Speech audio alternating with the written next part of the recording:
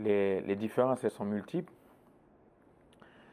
Déjà, on va parler d'un aspect qui aujourd'hui peut paraître choquant quand on a connu le football dans les autres pays comme moi j'ai pu le connaître, c'est-à-dire que c'est l'aspect financier.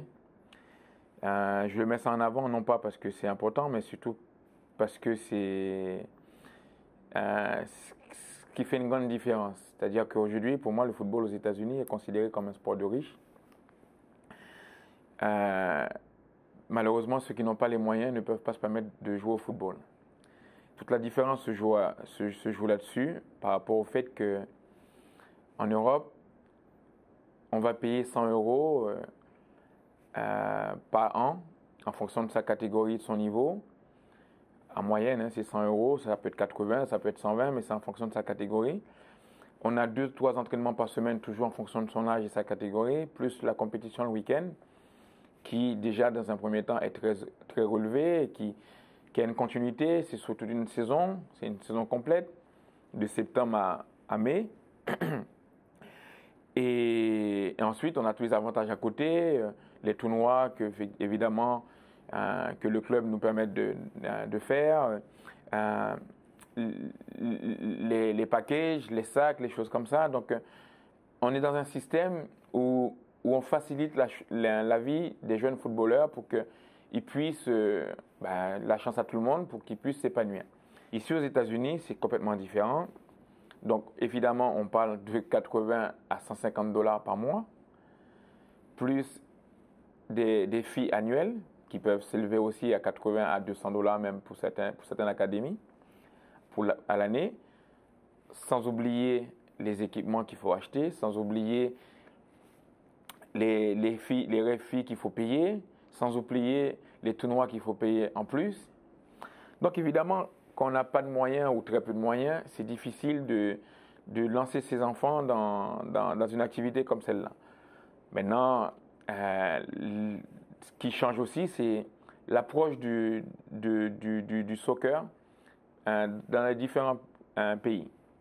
Aux États-Unis, ils le considèrent comme une activité comme une autre, comme on pourrait faire de la musique, du piano, du golf, je sais rien, mais c'est pas une activité sportive où le gamin doit aller pour prendre du plaisir ou quoi que ce soit. C'est une activité, on va dire alors c'est pas vrai dans tous les cas, mais c'est quand même assez relativement constant et présent. C'est que pour certains parents, on va dire, c'est une garderie. On paye un service. On paye le fait de déposer son enfant pour aller faire une activité sportive. En même temps, ça nous permet de faire autre chose à côté parce qu'on a le travail. Et qu'il ait des résultats, qu'il n'ait pas de résultats, à la limite, c'est pas très important. Qu'il progresse pas.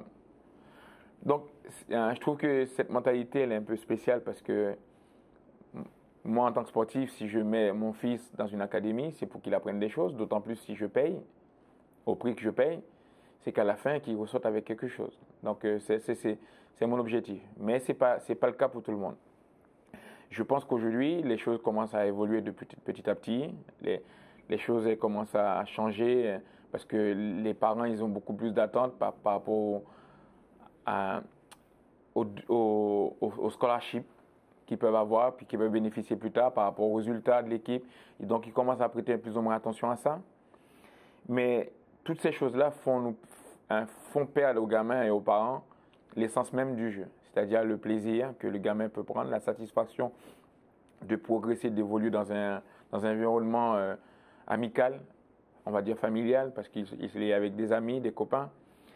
Et malheureusement, on leur apprend tout de suite à être dans un climat, dans un but d'égoïsme, où ils doivent penser à eux plus à l'aspect équipe, sport d'équipe. C'est les différences que je vois. Et ensuite, l'une des choses les plus graves, et aujourd'hui il faut mettre l'accent là-dessus, c'est le système de formation.